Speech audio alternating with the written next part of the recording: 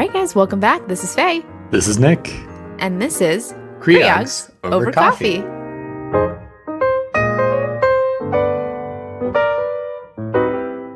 All right, guys. So today we have back with us Michael Foley, who is going to be talking to us about a very exciting topic today, about planning for kids. So, Mike, what are we going to be learning about today? Sure. Thanks again for having us. Wanted to talk a little about the kids planning. Want to talk about how much should we be saving for kids' education? It's a big topic. What types of accounts should we be saving that money in? And then obviously I want to talk a little bit about some life insurance considerations, with some of the primary breadwinners of the family, making sure that we know what type of life insurance and how much we need to have at different stages of the plan. Brilliant. I am looking forward to this. I think the tie that binds the three of us right now is that we're all brand new parents. And so, Michael, you're probably the most financially prepared new parent on the planet. And Faye and I, usually our job is to pass off the babies like hot potatoes, but now we took two of them home with us. And so we'll see on our checklist of how well we did here. Michael is a comprehensive financial advisor who runs his practice out of Scottsdale, Arizona under North Star Resource Group. He was trained at Duke University, holds a certified financial planner designation alongside his certified student loan professional designation. He's the son of two doctors and has found a specialty in working with those in healthcare space with their financial and student loan needs. He also runs a YouTube channel now called Lifestyle Creep that's designed to give healthcare workers simple strategies to be more intentional with their finances and live more humbly and quiet lives. Michael is an investment advisor representative of Cetera Advisor Networks LLC. Securities are offered through Cetera Advisor Networks LLC, member of FINRA and SIPC. Advisory services are offered through Cetera Investment Advisers LLC, which is a registered investment advisor. Cetera is under separate ownership from any other named entity. And you can find Michael at 6720 North Scottsdale Road in Suite 290, Scottsdale, Arizona, 85253. All right, we got through it. So, Michael, let's start. I think the big thing that everybody wants to know, as we think through residency, fellowship, early attending life, probably the big thing looming on the horizon for anybody who's thinking about having kids is that college is going to be a fortune. So how far behind am I on the 8 ball here? I know. Hey, I'm with you here, right? So it's always a tough battle trying to run some projections on this stuff, right? Because it's at a certain level, it's speculation on where we're anticipating education costs to go in our country, right? And so, but I think before we dive into that, I think it's important to really start some dialogue with your partner to try to identify, what do you want to cover for your child, right? Because I think there's different philosophies that people, want to have with their kids. And so it's maybe, hey, we'll cover, wherever you go, we're going to cover all education, grad school, everything. We don't want you paying anything. We don't want you taking out any student loans, right? That's one stance. We might see that, hey, we'll help you with whatever in-state tuition costs would be. But if you want to go out of state, go private, that's above that is going to be on your dime. And then if you want to go to grad school, that's on your dime, right? But a lot of those conversations are more personal for whatever you and your family want to decide on that. And a lot of times, there's different things that how you were raised that you want to, you found value and you want to transmit that, to your kids as well. So having that conversation is kind of the starting point with the education. But, the other thing too is, all right, how much do we want to, cash flow in this plan, with a lot of our clients being high earners. A lot of times, when we start looking at some of these costs for college, it's a little bit daunting, right? But I think we don't want to forget that, if we're not spending everything that we earn on a monthly basis, we should have some surplus cash flow during those years that they're going to college that, maybe we can allocate, a couple grand a month, in the future, which may not be as impactful from a budgeting standpoint for many of our clients. But that's 24 grand a year for education, right? Just in and of itself, just cash flowing that. And so I don't want to rule that out. But the other thing too is, one of the other new strategies that we're looking at, especially with the interest rates being so high on houses, if you do have younger kids, trying to see if maybe we can have your mortgage paid off before they go to college. And so, if we have a $4,000 per month mortgage that we could have paid off in 18 years. So maybe make some more accelerated payments to have that paid off. And that frees up a good amount of cash flow for you guys as well in your budget that we could also allocate towards cash flowing for educational costs. But we got to remember, if you're paying $4,000 a month for a mortgage, it's not going to completely wipe that away, because you still got to pay for insurance, you still got to pay for property taxes, right? But it's still going to be a really big opener from a cash flow standpoint. But so now we get started about the fun stuff of how much are we actually projecting for educational costs. So, it ranges online. You can see, people speculate anywhere, between 3% and 12% growth in those costs of education over time. And so it's, we typically run our projections about 6% growth on educational costs. And so, it ran this for Daniel, my son. He's 7 months old now. So if he wanted to go to Harvard, right, a 4-year degree at Harvard, what would that cost us in essentially 18 years from now? And it was a humbling $992,000 for a 4-year degree if we assume a 6% growth rate. And so that would mean that, we would have to start saving. If we wanted, we're not going to cash flow anything. If we want to pay for an entirety, we'd have to be saving about $2,700 a month, assuming a 6% growth rate on that investment during that time as well, right? And so I think, at least for me and my family, I was just trying to see, like, all right, well, at what point is it even worth it for them, at that point? But, a lot of times when we're looking at our parents paying for our education or looking at what we had to take out, they were having kind of similar things. They didn't think that it would possibly be as expensive as it is today, too. Yeah, absolutely. That is definitely humbling. It sounds like Will's going to be going to Oregon State. So thinking about, saving for our kids' college, what types of accounts would you recommend that, our listeners put that money into? For sure. So, there's a bunch of different types of accounts that you can use, different custodial accounts, 529 taxable accounts. But really the kind of the core two that we see most of our clients using are the quintessential 529 plan, which we'll talk about, and then just a taxable investment account that's under the parent's name. And we'll talk about benefits of that as well. So, but let's break down the 529 plan, because oftentimes it's a little bit misunderstood of how the 529 plan works. But essentially, the benefits of the 529 plan are you put money into the 529, and you use after-tax money. So you've already paid your taxes from your income. You just take it from your checking account, put it into the account. You don't really get any tax benefits by putting the money into the account. There may be some states do offer like a very small like state tax deduction, but we're talking like a couple $100 in most situations here, right? For something like that. So really there's no real benefit of putting the money in there, but then you get to invest that money and it grows over time, what's called tax deferred. So meaning you don't have to pay taxes as it makes money in the account.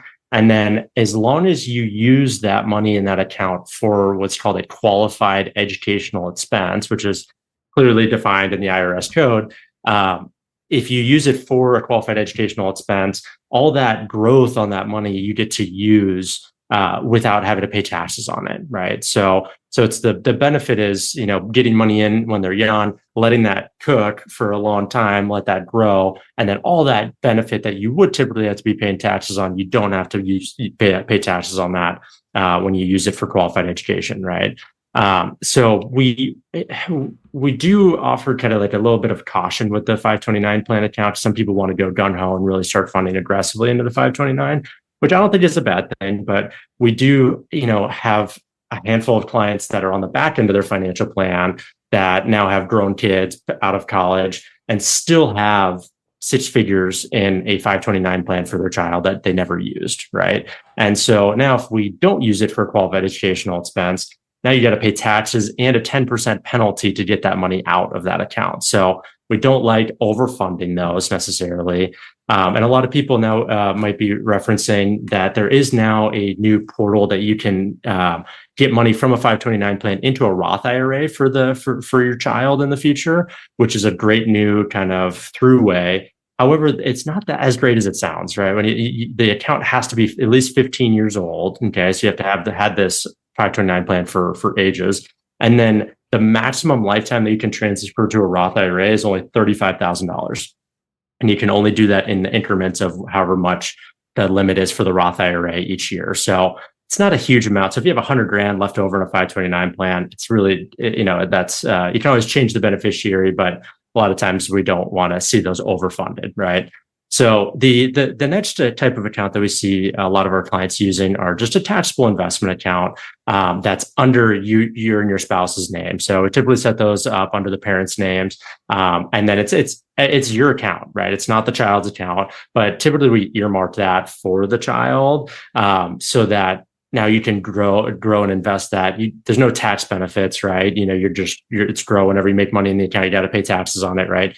But now you have in total flexibility with how you want to use those funds. So if they decide not to go to college, or if they, want to use it for something else, if you want to support them with a house down payment, or they're starting a business and you want to give them seed money for the business, there's no requirements. It doesn't have to be a qualified educational expense for that. So usually a combination of the 529 plan and that, a taxable investment account under the parent's name is usually that sweet spot for the types of accounts that we want to be investing for our clients.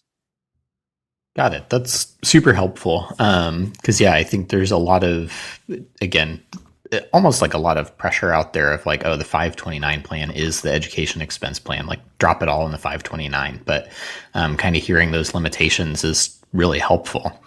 Another thing that we have briefly touched on the show about before, when we sort of talked about the basics of what are the things that I need to do in my resident financial plan, was life insurance. And back then we just barely touched on it. We said if you've got it and it's something that's important for you with a family or whatever, life insurance might be something to consider.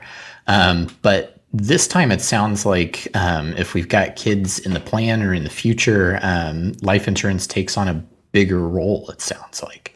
Yeah, absolutely. I think it's something that it's kind of the one of the things of adulting, right? Is what I call it. We gotta check that box to make sure that, if there are people dependent upon your income or you're being there for them financially, from a financial planning standpoint, we got to make sure that there is some sort of continuation of that for the family, right? And so, for me, with my wife will, not be working in the future. That's our whole family and Daniel and, their livelihood is dependent upon me being there for them financially. Right. And so now making sure that if I'm not there financially, I want to make sure that they are taken care of financially. Right. And so life insurance is the tool that we use in the financial plan to solve that what if. Right.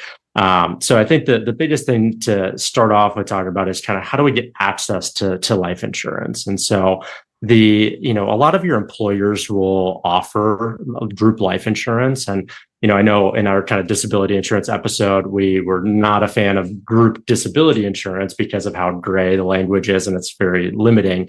Life insurance is not that way necessarily. Life insurance is life insurance. We either have a death certificate or we do not have a death certificate, right? So we're not really concerned with them paying out per se. The issue is how much coverage your employer is going to allow and the portability of that. So typically your employer plan, if you move to a different employer, which we've seen most of our clients don't stay at their employer for the entirety of their career, right? We want to make sure that we have portability. So, typically having a private life insurance coverage is going to be more advantageous for you to have more flexibility from that. But, the biggest thing too is when you go to the private carriers, you're going to have to prove that you're healthy to get it. And so a lot of times getting access to the coverage from a pre-existing condition standpoint is oftentimes prohibitive, and we've seen folks that on both ends of the spectrum that we talk about life insurance, we get them their life insurance. And then a year later, they have a life-changing diagnosis, right? And it's, we're just incredibly grateful that we were able to secure that and go through the health screens before that came up. And then we've seen, the heart-wrenching stories of, we were talking about starting applications and they got a diagnosis before we could even get them the application, right? And now they're forever uninsurable because of a new diagnosis that they have. And so obviously nobody plans on getting sick or having something happen to them. But you got to think of this in the insurance context as they got to make sure that you're healthy enough that they want to insure you for that, because it's all a game of probability and mortality for them. And so we want to be making sure that we're being thoughtful in that. But if you do have pre-existing conditions, we're happy to help kind of run preliminary health reviews. I really encourage you to do that ahead of time before just directly applying with the carriers, because oftentimes if you get a decline on your record, sometimes that can be hurtful when applying elsewhere. And so if we can say, hypothetically speaking, if we have a female client who's 35 years old and applying for this coverage with your carrier, how would you underwrite them with these pre-existing conditions so that we can get that information ahead of actually doing a full application? So it just helps to look out for you so we can know, because some carriers are a little bit more forgiving with certain pre-existing conditions than others. So it's helpful to get that. So if you have a concern like that, feel free to reach out. We're happy to help run some of those ahead of your time. So that is really helpful, I think, to know. And then the other question, of course, that we have is how much life insurance should we apply for? And does that change depending on, your life situation? If you're single, if you're married, if you have kids, et cetera? Yeah, absolutely. So, from a financial planning standpoint, I like to oftentimes draw this out on a graph. And so if you guys are listening, kind of visualize me drawing out kind of almost like a bell curve that doesn't really go down on the other side. It kind of levels out about halfway down. And if you start on the x-axis is time throughout your life, y-axis is how much life insurance you need at that given point, right? And so if you're on the far left-hand side of the graph, that's when you're single. There's no one dependent upon you being there for them financially. There's really no need for life insurance at that point in the plan, right? But then you start to creep up, and then that's when you get married, and now you guys are interdependent upon mutual expenses, and now there's a little bit more of a life insurance need at that point. But then we don't really reach, we call it the peak of the coaster, where the three of us are at, right? When we have little ones at home, and now our families, every want, need, and desire of our kids are to provide, right? And so that's the highest need of life insurance throughout the financial plan that you're ever going to have, right? But then, God willing, they'll become more self-sufficient and, kind of reach the point of empty nester phase, as we kind of swing down. But oftentimes when the kids are quote unquote off payroll, you guys might not quite be to retirement yet at that point. And so we still have a little bit of a life insurance need to get each other over to the hump to retirement at that point. But then once we hit retirement, then kids are taken care of. You guys are financially independent.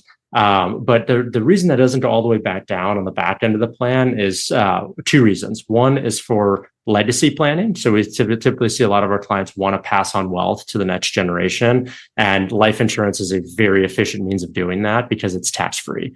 And so that's something that is huge, and it doesn't have to go through probate court if you don't have a trust as well. So that's something that's huge. But more importantly, one of the leading causes of failures of financial plans these days is long-term care needs. And so there's a lot of life insurance policies that have long-term care or chronic illness needs that we can kind of kill two birds with one stone. We can have it as a legacy plan or use it for long-term care needs on the back end of the plan. So that's kind of the need. But, if we look at kind of the peak when you're married with kids at the peak of the coaster, we typically want to see about 10 times your income. And we use this income replacement strategy so that if you're making $300,000, we want to see about $3 million of coverage for you, as that $3 million will provide for your family that same $300,000 of income tax-free for the next 10 to 15 years or so, depending on what they do with that $3 million, if they invest that or not, right? So we can just say comfortably that if I pass away, I know that Lindsay and Daniel are going to be able to live off the same lifestyle for at least the next decade or two, right? That's how we want to do that. So it's a little bit easier for our clients that are younger to use an income replacement strategy as opposed to just hey, I want to pick these different things and cover those. It's a little bit harder when you're younger. Got it. And I think the last thing that I wanted to ask about with life insurance is that it seems like there's a lot of different products that are out there, right? And you hear things of a 15-year term or 30-year term that almost sound like a mortgage, but then there's also this whole permanent life insurance type of thing, right? Can you get into a little bit of what we should expect if we're starting to shop for products and what might make most sense for us? Yeah, absolutely. So, in a nutshell, every type of life insurance can be delineated into either a term policy or a permanent policy, period, right? So a term policy is as straightforward as it gets. It protects a set period of time, aka a term. So you can pick anything from like a 10, 15, 20, up to usually a 30-year term as long as you can go. And the like 99% of these never pay out, right? Because it's not because they're some crazy language or anything like that. It's just that they are really good at their job and predicting that people are going to survive the term, right? And so we like that because it makes it really inexpensive. So it's a really cheap way to get a tremendous amount of death benefit for a set period of time. Okay. So if, for like our family, like we know we're going to try to have more kids in the future. And I want to make sure that all of the kids can get out of that kind of, dependency need years. So, a 30-year term is appropriate for our situation. We kind of want to shoot to having the term cover us to when we, kind of the empty nester phase is kind of where we want to aim for. So the term is a really inexpensive way in the plan to get a tremendous amount of life insurance that we need during that time. But if we get to the end of the term, it's done. Hopefully that's all wasted money for you on the term, right? Because you survived the term. But like we talked about, there's still some needs in the plan on the back end. And so for the legacy of the chronic illness. And so that's where the permanent policies come in. And so these are policies that are designed to be there for your entire life. And so, a lot of these permanent policies got a really bad rap. You start doing some research on permanent life insurance, and there's a lot of like just bad rap on this. But there's a lot of unethical advisors that were positioning these permanent policies in the improper time for people's in their financial plan. And so, I like to say though, it's kind of like just because the medication was wrongly prescribed in the past doesn't make the medication itself bad, right? There's nothing inherently wrong with permanent insurance. It's just making sure that it's used appropriately. And so it can be a great tool for the back end of your financial plan for that legacy planning. And some of these companies now do offer long-term care chronic illness coverages so that you can actually use that death benefit before you die if you need it for chronic illness or long-term care.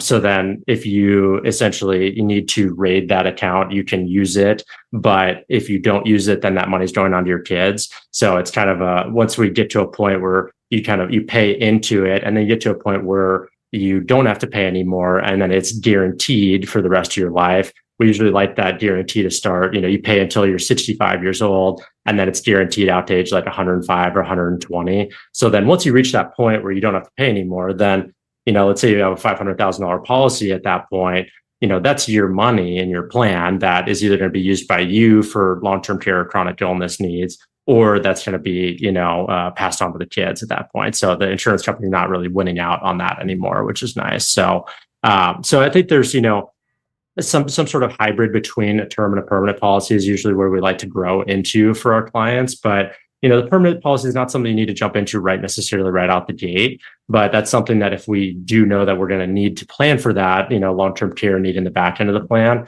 they operate kind of like a mortgage. So like the longer you have to kind of build into it, the lower your monthly cost is going to be. So, if you try to, pay off a 30-year mortgage in 15 years, obviously the 15-year monthly premium is going to be a lot higher, right? So the earlier we can start building, equity within a policy like that, the better. But, a lot of these term policies are convertible into permanent for when you're ready. So that's a nice option for you. But just making sure that when you're looking at signing a commitment with a company like this, that, if you have a health event happen, that's going to be the only company that you're ever going to have for life insurance.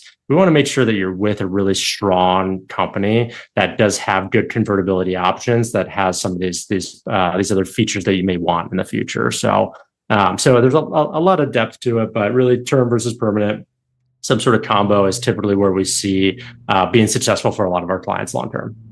Well, thank you again, Michael, for coming onto our podcast and giving us this great information. I feel like every time you come on, I learn something new, and I'm sure our listeners are learning something new. Where would our listeners be able to get in touch with you if they wanted more information?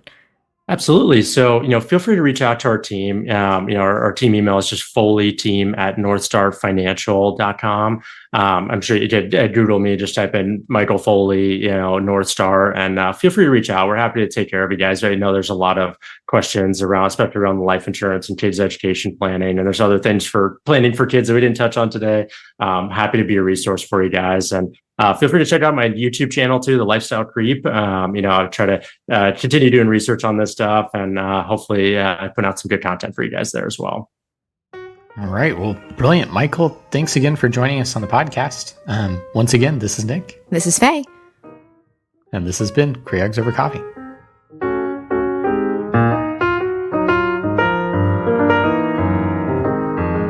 So guys, if you enjoyed the podcast, head over to iTunes, Spotify, Google Play, whatever your podcatcher is. You can find us on social media on X at CreogsOverCoff1, on Facebook and Instagram at CreogsOverCoffee. And if you want to donate to the show, go ahead and go over to our Patreon at www.patreon.com/CreogsOverCoffee. You can find show notes for this episode and all of our previous episodes on our website, CreogsOverCoffee.com. And if you want to reach out to us, have a question about the show, have ideas for an episode or a correction for us, go ahead and email us, CreogsOverCoffee@gmail.com.